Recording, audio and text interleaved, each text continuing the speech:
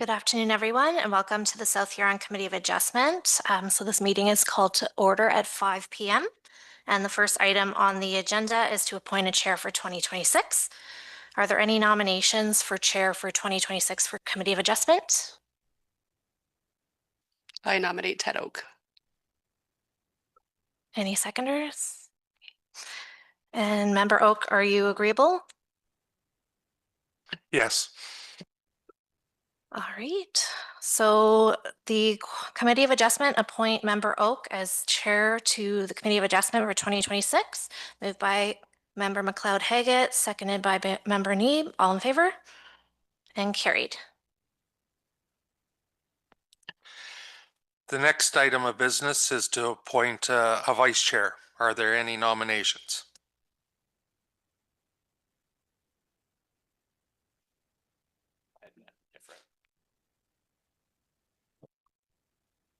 I nominate Member McLeod-Haggett. I'll second it.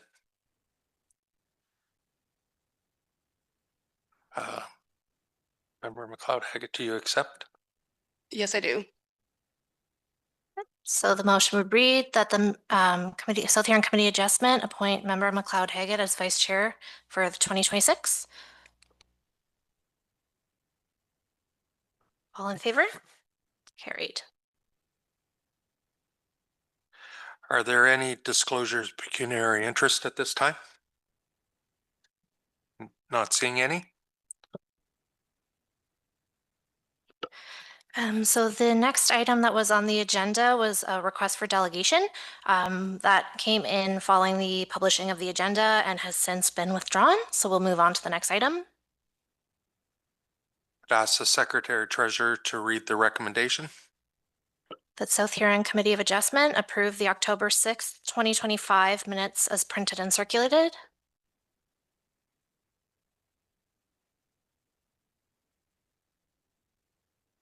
And I have a mover. Wendy McLeod-Haggett, member, and Member Neeb. All in favor?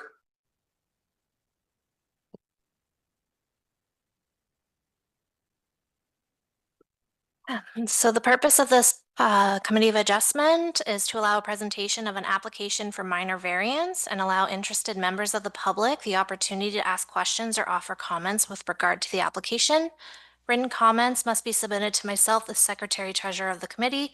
Should any members of the public like to be notified in writing of the committee's decision on the application, please provide your name and mailing address on the registry that is located by the door, or contact myself directly to be added to the registry. Members of the public do not have the right to appeal the decision. Only the applicant, the Minister of Municipal Affairs and Housing, a specified person under the Planning Act or public body that has any interest in the matter may appeal the committee's decision. And so the next item on the agenda is minor variance MV01 2026 Baker. The notice of minor variance application for MV01 2026 Baker was sent on March 12th, 2026 to property owners within 60 meters, 200 feet of the property, and to agencies requiring notice. And we'll proceed with the planner's report. Thank you and good evening to the committee. I'm just going to share my screen.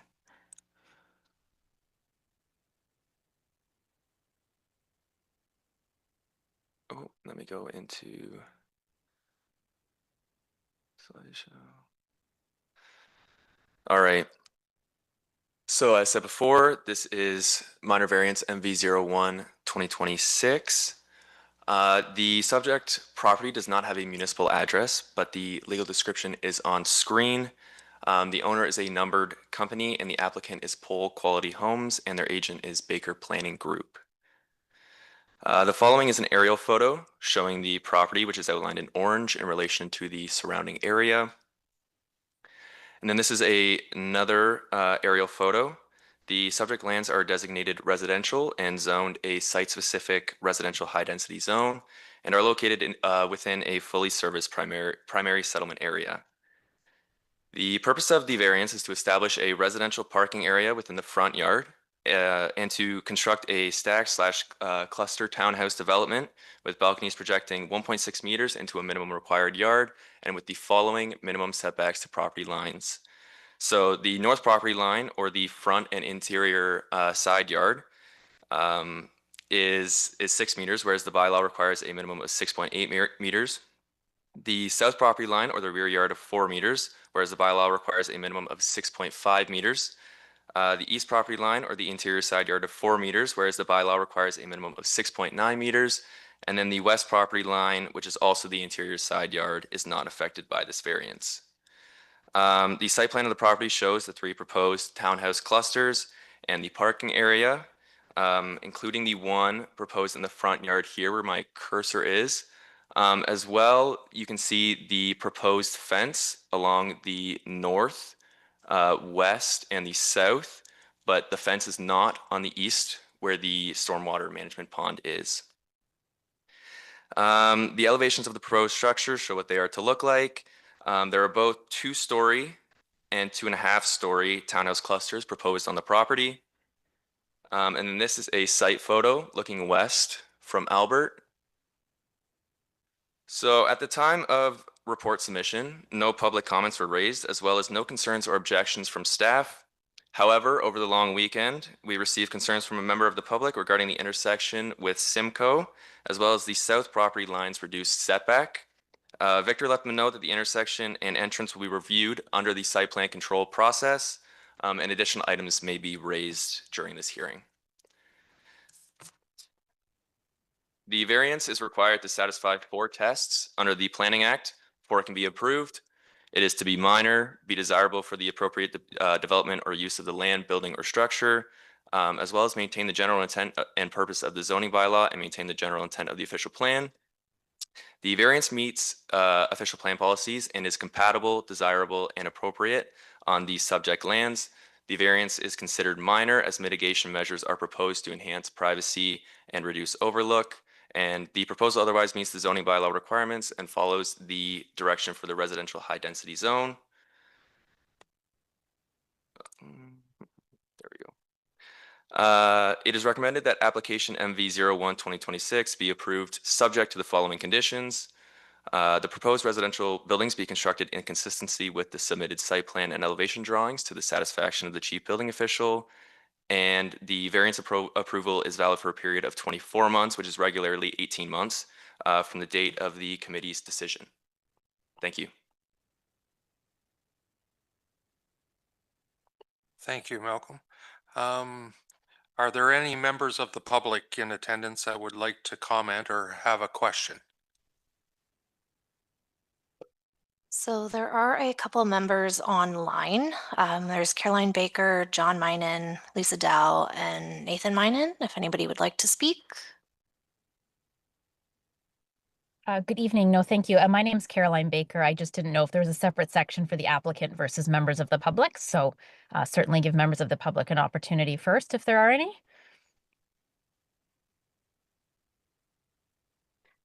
So there's no other members of the public here in person. Perfect. Nope, just thought I'd clarify before I started. So if it's all right, as mentioned, my name is Caroline Baker from Baker Planning Group.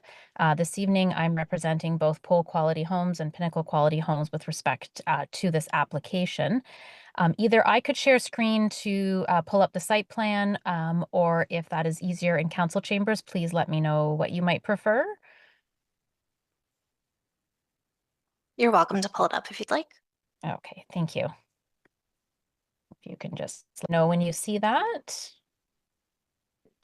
So I certainly appreciate staff's overview and recommendation for approval. As part of this submission, I did prepare a planning justification letter, reaching similar conclusions to staff that the variances meet the 4 tests under the Planning Act.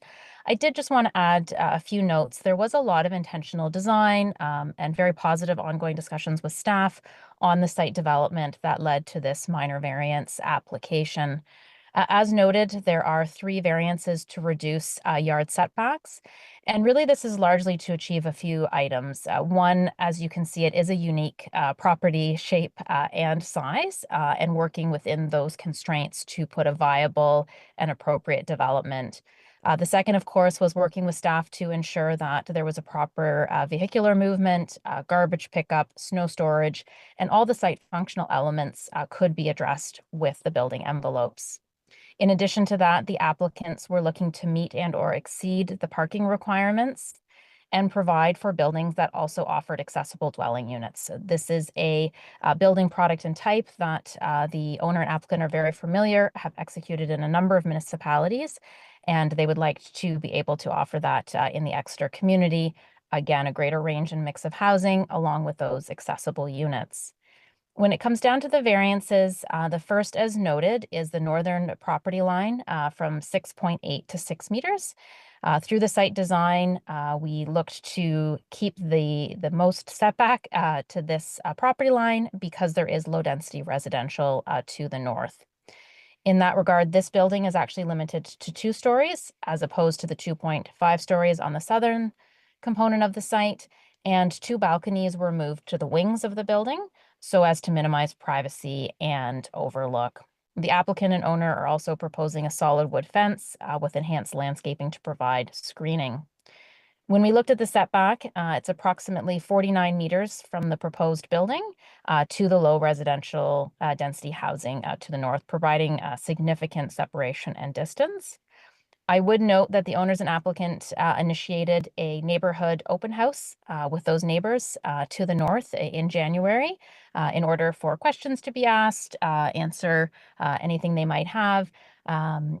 We did not have any attendees to that meeting, and I don't believe there's been any specific comments from those residents.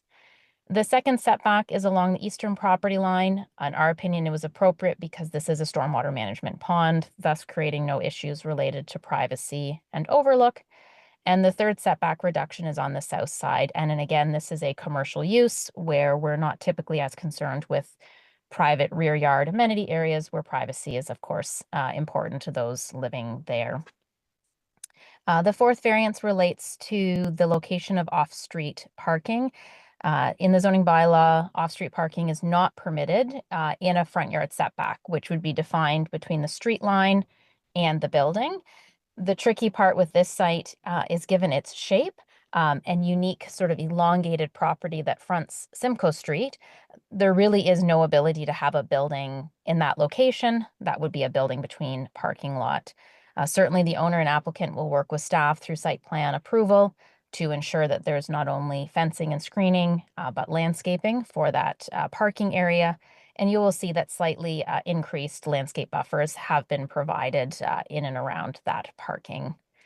The last variance is a very minor increase in the setback of the balconies. And again, it's a desire of the owner and applicant to provide ample outdoor private amenity space to those residents to improve the quality of life and living experience on the site.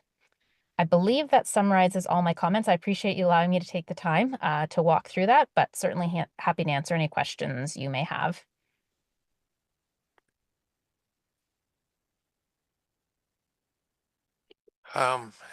Any questions of Caroline? Just wondering, are these units going to be owned or rented, or what is the plan for the units, Caroline? To the chair, at this time, the plan would be for ownership. Like condominium type of ownership, is that the plan? Yep. That would be correct. Should the variance be approved, the next step would be a site plan application to process with staff, and subject to site plan approval, draft plan of condominium application would be submitted to the county. Okay, thank you. There was the applicant, or there was a letter coming in this afternoon that we received, and one of the questions had to do with the variance on the south side, the 2.8. It's 2.8, I believe. Is that from the building to the lot line, or from the balcony to the lot line? I just for my own information. To the chair, that would be to the balcony, not the building. Okay. Okay. Yeah. Great. Okay. Great. Any other questions from, thank you, Caroline. Any members have any questions? Oh, so are there any further questions from anyone? Or if the applicant had any further information they wanted to present or the owners? Okay. Then I guess we can proceed to the next item.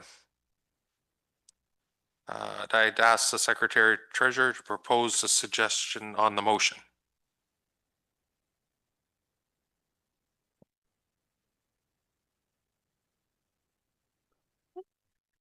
So proposed effect on the committee's decision. 5A, which is public comments received in regards to concerns relating to the proposed setback variance, 2.8 meters setback reduction to the balcony, as well as comments on the driveway entrance at Simcoe Street and information regarding landscaping, vehicle turning movements, and pedestrian safety were received. Comments were thoroughly considered, but did not affect the influence of the decision of the committee to approve the decision. As well as 2B, no agency comments were received on this application, so no effect on the decision. So the proposed motion would be that minor variance MV 01 2026 Baker be approved as per the attached decision sheet, and that would include the following conditions. The proposed residential buildings be constructed in consistency with the submitted site plan and elevation drawings to the satisfaction of the CBO, and the variance approval is valid for a period of 24 months from the date of the committee's decision. I have a mover, Member McLeod Haggett, seconder, Member Neeb. All in favor? Carried. Do I have a motion to adjourn? Member McLeod Haggett, seconder, Member Need. All in favor? Carried.